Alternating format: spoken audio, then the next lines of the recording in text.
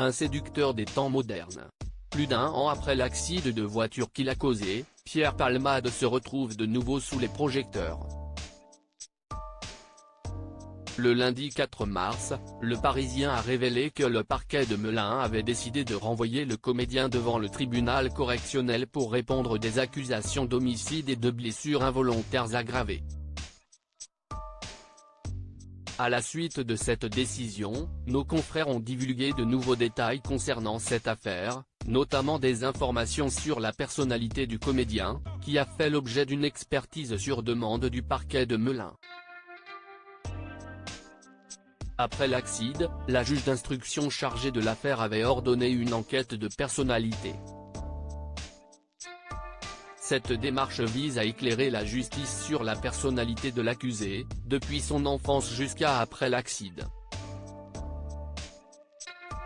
Cette enquête permet également de mieux comprendre le préjudice subi par la ou les victimes et contribue à la prise de décision des juridictions.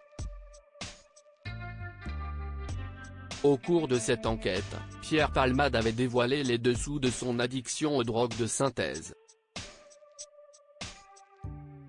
Il avait également admis avoir eu 10 grandes histoires d'amour avec des hommes et avoir eu des relations sexuelles avec 4000 garçons, comme l'a révélé Le Parisien. Il est bien connu que Pierre Palmade était un grand séducteur, profondément attaché à l'idée même de l'amour. Cependant, jusqu'alors, il avait gardé ses relations intimes très discrètes. Malheureusement, ces révélations risquent une fois de plus de susciter des commérages. Pierre Palmade, François Cluzet, Benoît Magimel. Les stars sans tabou sur leurs addictions. Le procès attendu pour fin 2024. Pour rappel, le 10 février dernier, alors qu'il était sous l'empire de substances illicites, l'humoriste a pris le volant en direction d'un supermarché dans la région de Villiers-en-Bière, en Seine-et-Marne. Imprudent, il a percuté un véhicule qui roulait en sens inverse. Alors que Pierre Palmade est sorti presque indemne de l'accident, n'ayant été que brièvement hospitalisé, le conducteur de l'autre véhicule a été placé dans un coma artificiel, tandis que son fils a été hospitalisé et que sa belle-sœur, enceinte de 7 mois, a perdu son bébé. Et c'est justement cet enfant à naître qui est au cœur de toutes les controverses.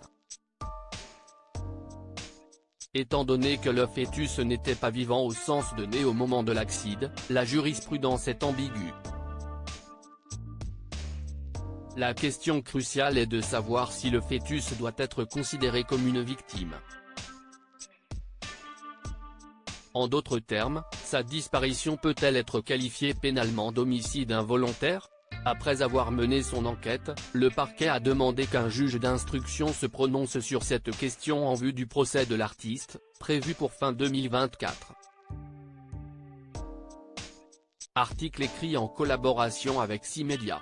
Crédit photo, Coadic Guirec.